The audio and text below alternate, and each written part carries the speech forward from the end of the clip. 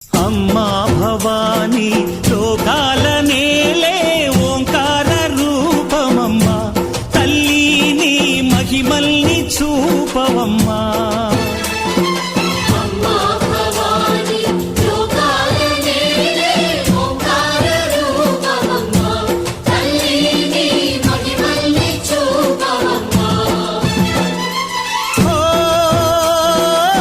సృష్టికే దీపమా, శక్తికే మూలమా, సింహరథమే నీదమ్మా.